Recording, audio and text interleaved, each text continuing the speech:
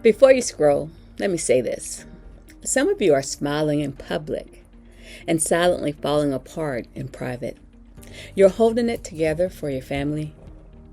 You're trying not to panic over the news. You're carrying people you love in your heart, and you're so used to being strong, you don't even realize how tired your spirit is. So today I want to talk about something that might sound small, but could actually be saving your life. Laughter.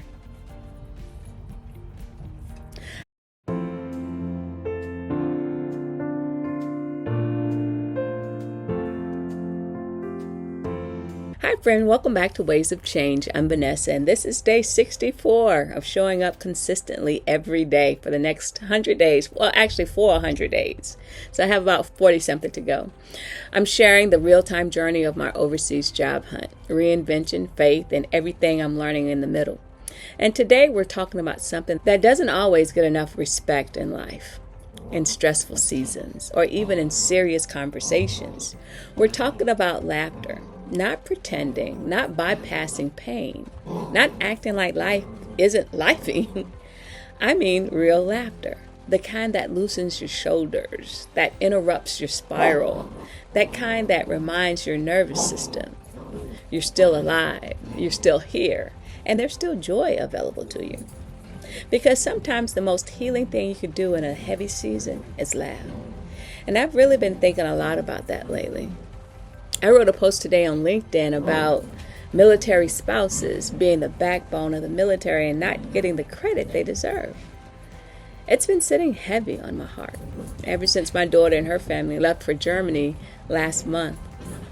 And with everything heating up in the Middle East, I think a lot of families connected to military life feel that quiet ache, that silent stress, that constant state of trying to be strong while carrying uncertainty. So today I want to talk about a softer medicine, a holy kind of medicine, the kind my brother J-Dub seems to carry around in his pocket everywhere he goes. Because today's topic is this: laughter is the best medicine.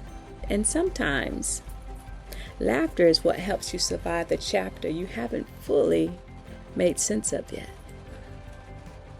So before we get into the heart of today's message, let me bring you up to date on what day 64 looked like on the job hunt.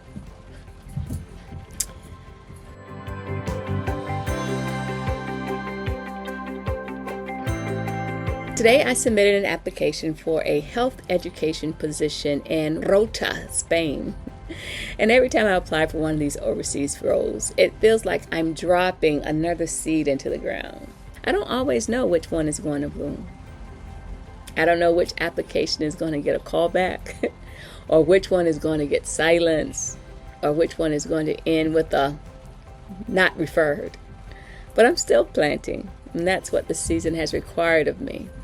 Faithfulness. Not instant results, not guarantees, not applause, just faithfulness. And I also completed my engagement hour, which matters because visibility is important. Relationships are important. Showing up is important.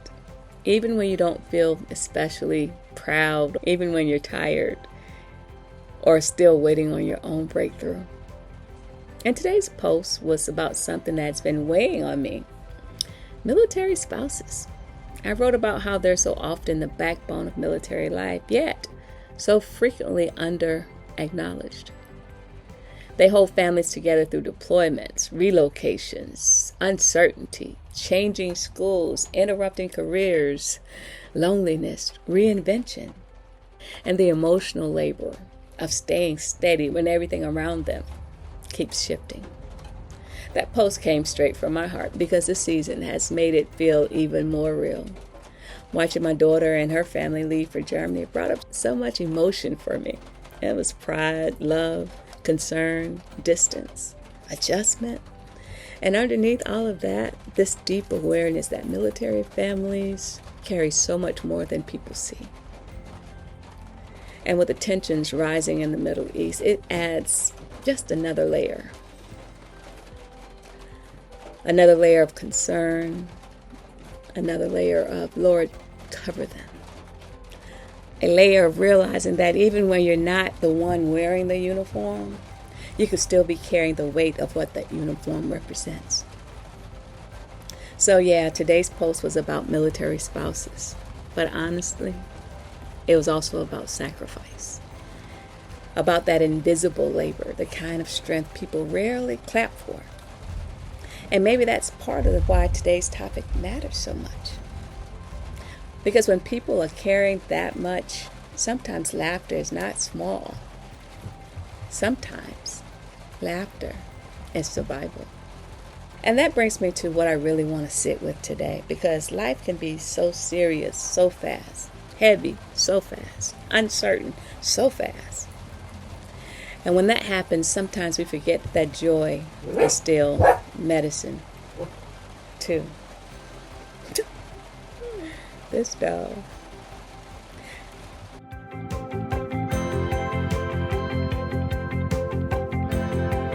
Laughter is the best medicine. I know that phrase gets used a lot, and sometimes it could sound cute, almost cliche. But the older I get, the more I realize it's actually profound. Laughter has a way of breaking tension. It disarms fear, creates connection. It lowers the emotional temperature in the room. Have you ever realized that? It gives your spirit a chance to breathe. And in midlife, in transition, in uncertainty, and grief, and reinvention, and watching global headlines that make your stomach tighten, you need moments that interrupt that heaviness. You need relief, not denial, just relief. There's a difference. Relief says, gotta watch that dog. Relief says, I know this is hard, but I will not let hard swallow all of me. That's what laughter does. It doesn't erase the reality. It gives you strength to face the reality. Sometimes laughter says, I'm still human, I'm still soft, I'm still open. I'm still not so defeated that I can't smile. I'm still not so burdened that joy can't find me. And when I say laughter is medicine, I don't just mean emotional or spiritual. I mean physical too. Laughter can help reduce stress, relax the body, release the feel-good chemicals in your brain, improve the oxygen flow. Laughter eases the tension that we sometimes don't even realize we're holding. It supports circulation. It gives your muscles a chance to unclench, and it helps interrupt that constant fight or flight state so many of us are living in. Sometimes your body needs a reminder that it's safe enough to soften. That's one of the reasons I believe in laughter so much. And this isn't just something I'm talking about from the outside. I'm actually a laughter yoga facilitator. Yeah, it's a thing. So I've seen firsthand how intentional laughter can shift energy in a room. I've seen how it helps people feel lighter, more connected, more present, and more open. I've seen people come in carrying stress and leave looking like they can finally breathe again. Because laughter is powerful like that. It doesn't require perfection. It doesn't require everything in your life to be fixed. It just creates an opening. And sometimes that opening is enough to help people reset, reconnect, and keep going. This dog crazy. I think a lot of us, especially women in seasons of responsibility, have gotten so used to being the strong one, the dependable one, the thoughtful one, the one who holds it down, that we almost feel guilty when we laugh too freely. Like maybe joy means we're not taking life seriously enough, but I don't believe that. I think sometimes laughter is evidence that your spirit still has fight in it. I think sometimes laughter is resistance. And I think sometimes laughter says, you will not have all of me. There are seasons where everything feels like it's happening all at once. You're praying for one thing, worried about another. Waiting on an answer here, trying to hold down responsibilities there. Trying to stay hopeful without being delusional. And trying to stay informed without becoming consumed. And when the world gets loud, your body can start carrying stress before your mind even fully names it. Your jaw tightens, your sleep changes, you get irritable. You feel heavy for no obvious reason. You can't quite settle. And sometimes in those moments, the most spiritual thing you could do is not one more deep analysis. Sometimes it's to sit with somebody who can make you laugh so hard your eyes water. That kind of laughter is not random, it's restorative. It reminds you that even in the middle of uncertainty, not every conversation has to be about the crisis. Not every moment has to be solemn. Not every breath has to be braced for impact. Sometimes God sends joy through people, and I've seen that in my own life over and over again, especially through my brother JW. We call him J-Dub. Now let me tell you about my brother. That man can make any situation funny, he can, and I mean any. He is one of those people who can walk into a room, say something completely unexpected with a straight face, and before you know it, folks are bent over laughing. He leaves people in stitches wherever he goes. It's like comedy just follows him around naturally. He doesn't even have to try. He just has that gift. And what I love about him is that his humor isn't cold. It's not mean-spirited. It isn't the kind that tears people down. It's the kind that brings people in. The kind that makes tense moments feel lighter. The kind that helps people unclench. The kind that reminds you not to make every hard thing heavier than it already is. I can think of so many moments over the years when something felt stressful, awkward, frustrating, or just plain exhausting.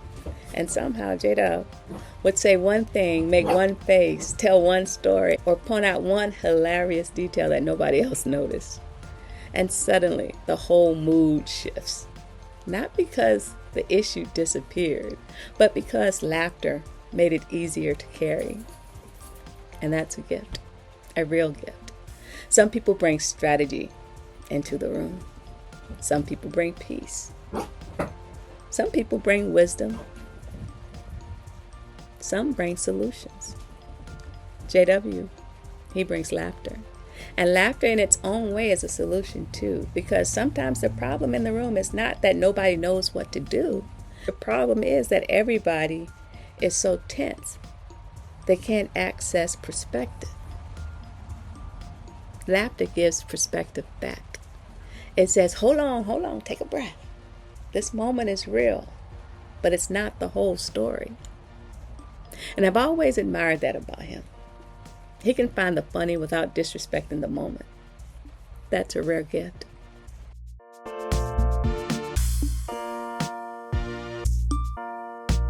Every family needs somebody like that. Every family needs somebody who could cut through the heaviness. Somebody who can keep people from taking themselves too seriously. Who can make a gathering feel warm instead of stiff. Somebody who could turn a story into a whole performance and have everybody laughing before dessert is even served. Because families carry real things. Stress, distance, transitions, financial concerns, health scares, disappointments, worry, old wounds, new changes. And if you're not careful, all of that can start to dominate the emotional climate. That's why laughter matters. It creates breathing room. It doesn't mean families don't have issues. It means joy still has a seat at the table. And when I think about my brother, I think about how some people are just naturally assigned to remind us of that.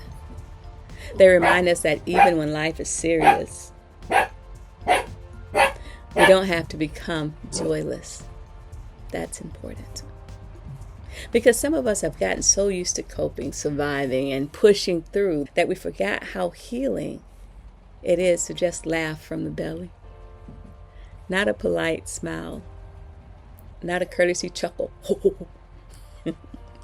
I'm talking about the kind of laugh that catches you off guard, the kind that makes you wipe your eyes, the kind that makes you say, Lord, I needed that. That kind of laughter is medicinal. And I think that's why this message feels especially timely for me right now. Because underneath today's topic is a deeper truth. You can care deeply about serious things and still make room for joy.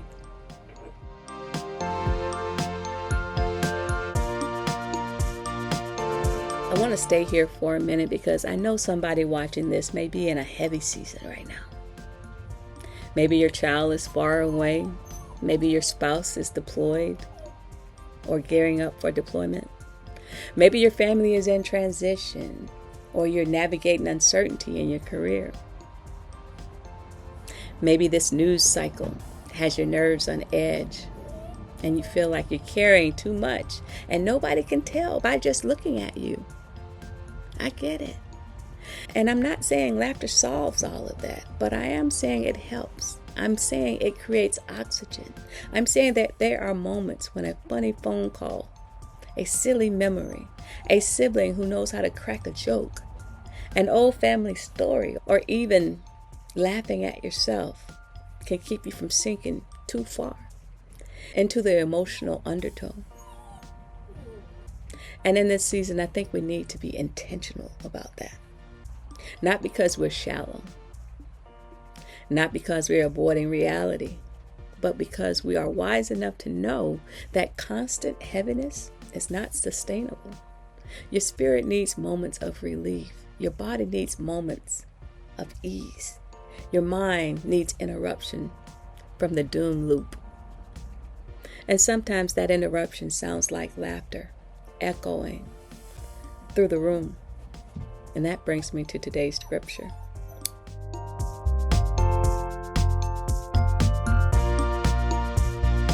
Proverbs 17:22. A cheerful heart is good medicine, but a crushed spirit dries up the bones. That verse is so simple but so powerful. A cheerful heart is good medicine, not optional fluff, not extra credit, medicine. That means joy has value. That means cheer has purpose. That means laughter is not childish. It's healing. And then that second half. But a crushed spirit dries up the bones. That part is real too. Because chronic discouragement does something to you. It can dry you out emotionally. It can wear you down mentally. It can make you cynical. It can make you brittle. It can make you forget what lightness even feels like. A crushed spirit doesn't always look dramatic. Sometimes it looks like living too long without delight, too long without rest, too long without release, too long without anything that softens the pressure.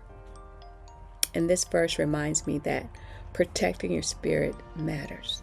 Not just managing your task, not just paying the bills, not just meeting the deadlines, not just staying informed, not just surviving. Protecting your spirit matters.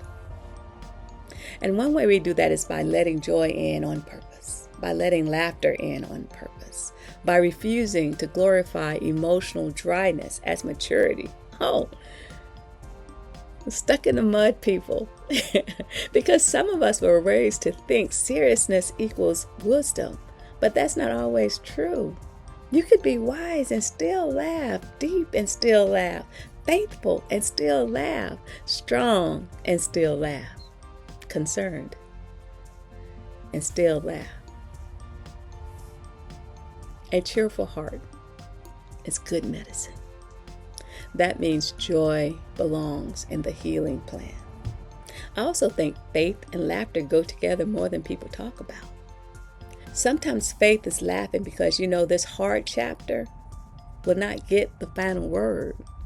Sometimes faith is being able to smile in the middle of the uncertainty because you know God is still present here too.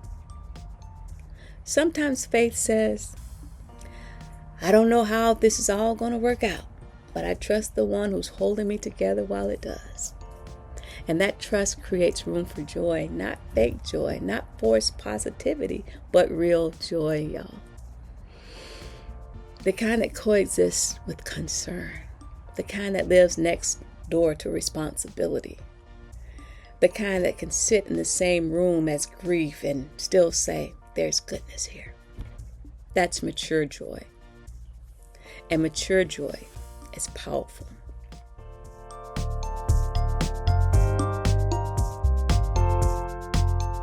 Let me say something else. When you are in reinvention season, especially in midlife, it's easy to become overly serious about the process. Every decision feels weighty. Every delay feels personal. Every rejection feels symbolic. Every application feels like it carries your whole future on its back. And before long, you can get so focused on the next thing that you forget to actually live in the middle. That's one reason I think laughter matters so much in this chapter for me. I'm applying for jobs.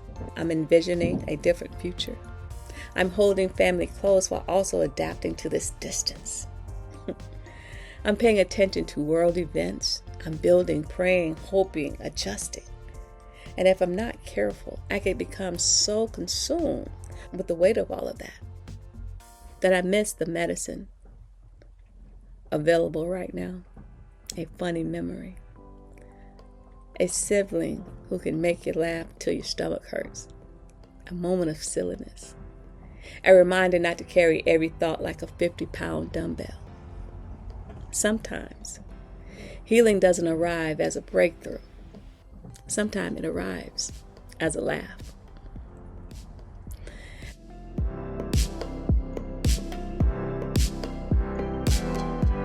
Now let's get practical for a minute. Why is laughter so powerful? Because it interrupts spiraling thoughts. It relaxes the physical tension. Laughter connects us to other people. It reminds us that we are more than our stress. Laughter gives our body a break from that constant vigilance. It puts pain in perspective, even if only for a moment. Laughter lowers the stress and helps calm the body. It increases the oxygen intake. It relaxes the muscles and releases physical tension. It supports a more positive mood through those feel-good chemicals. Laughter creates a natural reset when stress has been building for too long. That's why I don't see laughter as extra. I see it as wellness. I see it as support for the whole person, the mind, the body, and the spirit.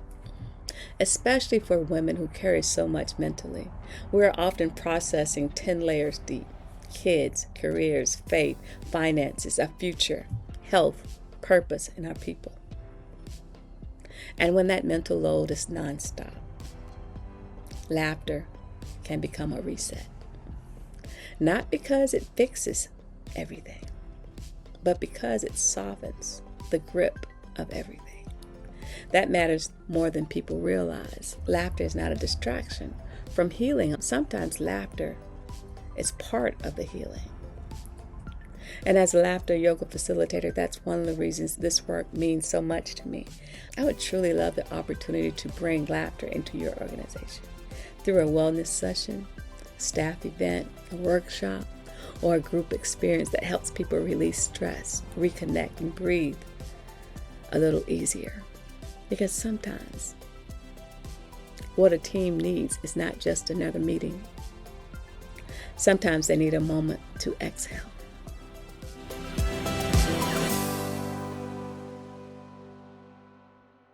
Learning in this season is that joy must be protected, not postponed, protected. So many of us treat joy like a reward we'll get later. Later when the offer comes. Later when the move happens. Later when the bills are lighter. Later when the family settles in. Later when the stress goes down. Later when the world feels safer. But if we keep waiting for life to become perfectly calm before we allow ourselves joy, we may wait a very long time. So I'm learning to let joy live here too, right in the middle, right here in the applications, right here in the uncertainty, right here in the ache of missing people, right here in the not yets, right here in the not referreds. And one of the ways joy shows up for me is through laughter, through stories, through family, through remembering people like Jada who can make a whole room come alive with one comment. So maybe today is your reminder. Find something to laugh about.